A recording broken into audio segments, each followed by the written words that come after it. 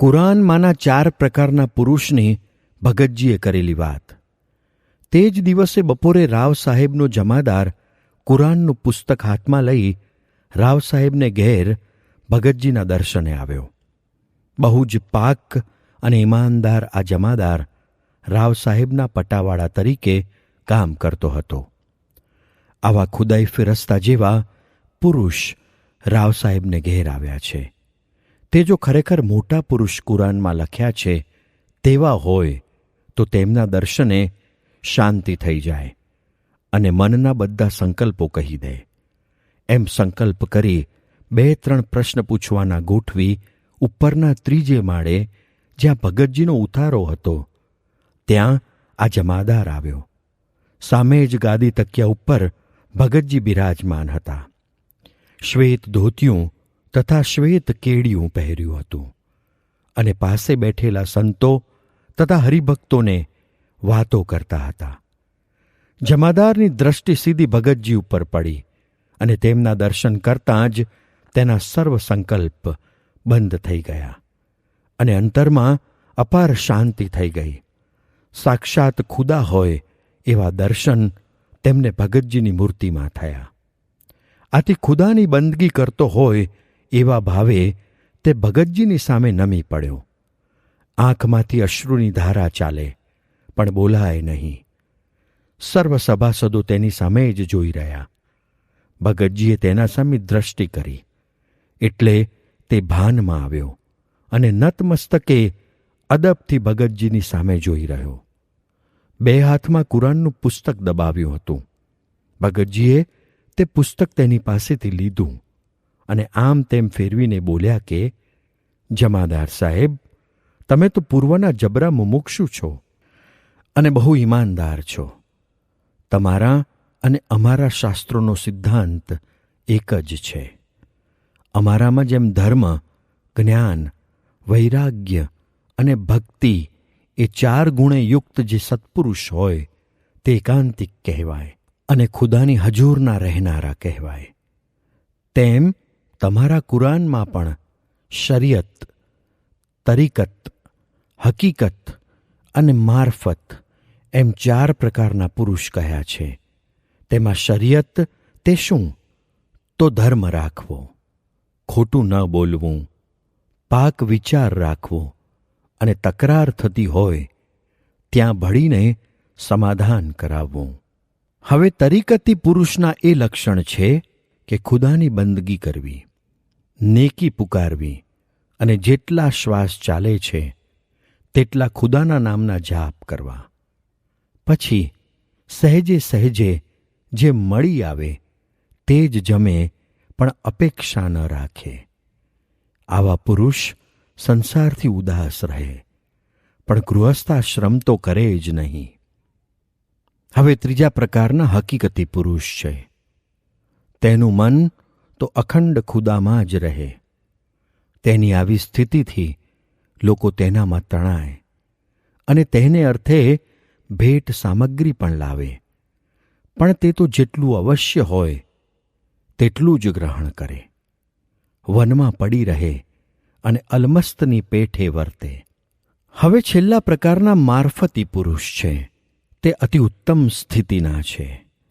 તેને તો અખંડ ચૈતન્ય જ ચારેકોર દેખાય. અને પહેલા પ્રકારના શરીયતી પુરુષ તે જો તેને સેવા કરી રાજી કરી દે તો તેને દ્રષ્ટિ માત્રે જોત જોતામાં 3જા પ્રકારના હકીકતી પુરુષ જેવો કરી દે.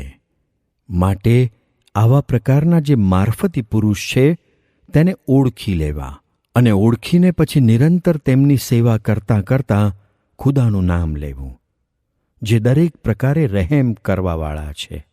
ખુદા એક જ આ દુનિયાના પાલક છે અને ઉદ્ધાર કરનારા છે અને આવા મારફતી પુરુષ દ્વારા જ આપણી બંદગી સાંભળે છે. માટે જેના ઉપર ખુદાની દુઆ હોય તેવા મારફતી પુરુષ જ સાચા રાહ ઉપર છે. એટલે એ રાહ ઉપર લઈ જવા હંમેશા ખુદાને બંદગી કરવી. વળી ક્યારેય પણ ખુદા જેના ઉપર નાખુશ હોય તેવાના માર્ગે ચાલવું નહીં. હંમેશા મારફતી પુરુષને જ અનુસરવું. એટલું કહી ભગતજીએ તેની સામું જોયું અને તેને કહ્યું, જમાદાર સાહેબ, તમારે જે પ્રશ્ન પૂછવો હોય તે પૂછો. ત્યારે જમાદાર હાથ જોડી બોલ્યો, જે પૂછવા આવ્યો હતો તે તો તમોએ આગળથી જ કહી દીધું, માટે તમો તો સાચા મારફતી પુરુષ છો. વળી મેં હિન્દુ અને મુસલમાનમાં ઘણા ફકીર જોયા છે, પણ તમારા જેવા કોઈ દીઠા નથી. તમારા દર્શનથી મને ઘણી શાંતિ થઈ ગઈ અને છતી દેહે મારફતી પુરુષ મળ્યા અને મારો મોક્ષ થઈ ગયો, એમ કહીને પગમાં પડ્યો. જૂતિયા મારે તો પણ તમારે એની કેડે ફરવું. ભગતજી તેના નેક દિલ અને પાક જીવનથી ખુશ થઈ ગયા. પછી પોતે વિજ્ઞાનદાસજી તથા બીજા સાધુઓ આગલે દિવસે આવ્યા હતા તેમના તરફ જોઈ રમૂજ કરવા જમાદારને કહ્યું, જમાદાર સાહેબ, આ સાધુને ઠપકો દ્યો. મારી પછવાડે ફર્યા કરે છે અને કેળો મૂકતા નથી, માટે પાછળ ન ફરે તેમ કહો.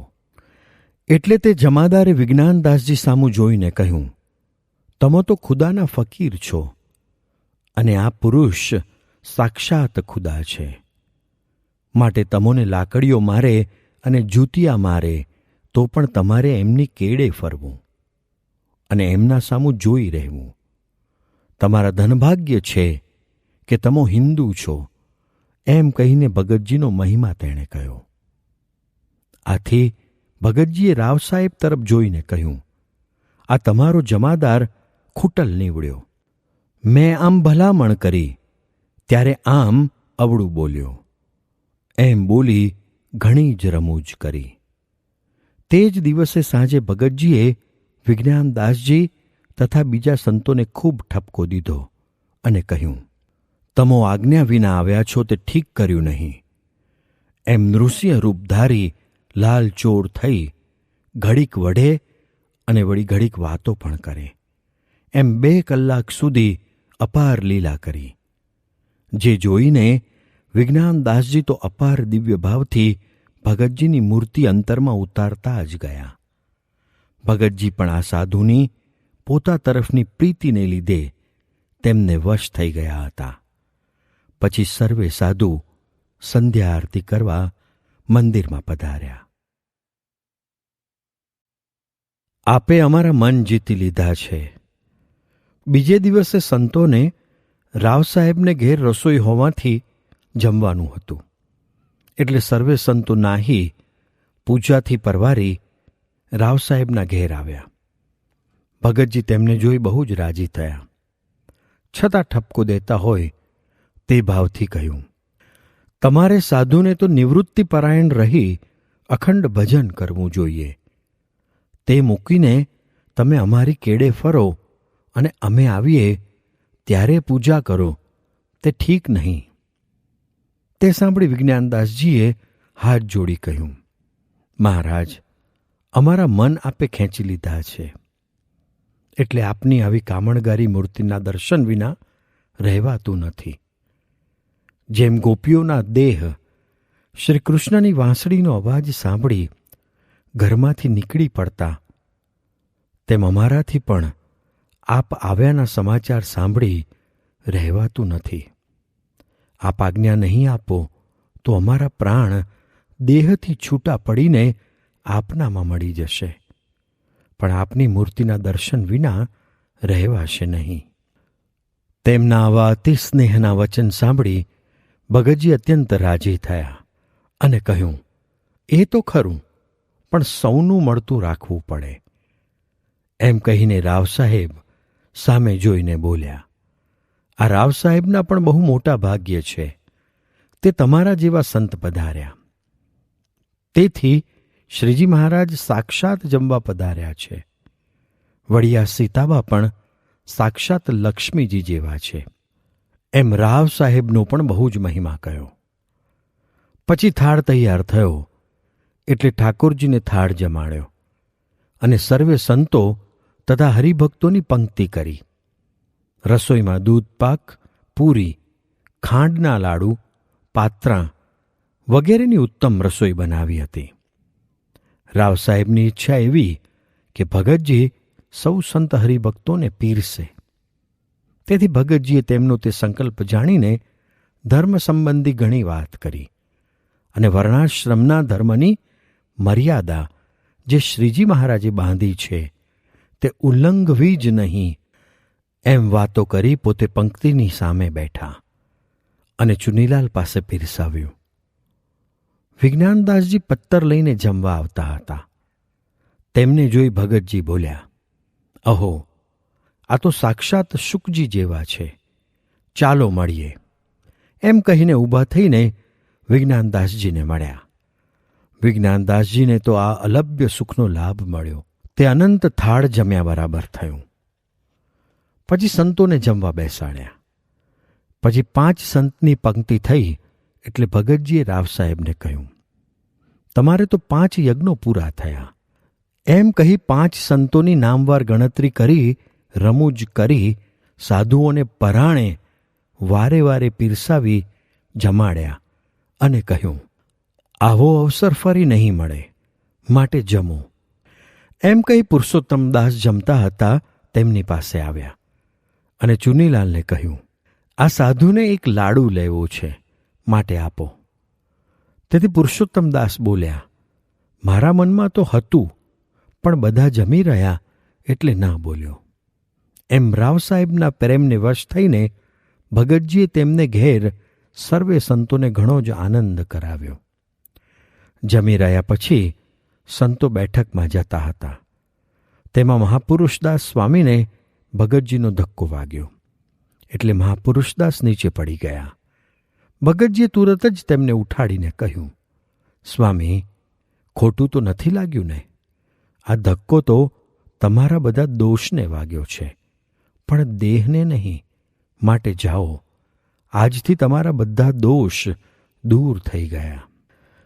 મહાપુરુષદાસજી તો ભગતજીના આ આશીર્વાદથી ઘણા જ રાજી થઈ ગયા અને ભગતજીનો ધક્કો વાગ્યો તે પોતે પોતાના મહા મોટા ભાગ્ય માનવા લાગ્યા.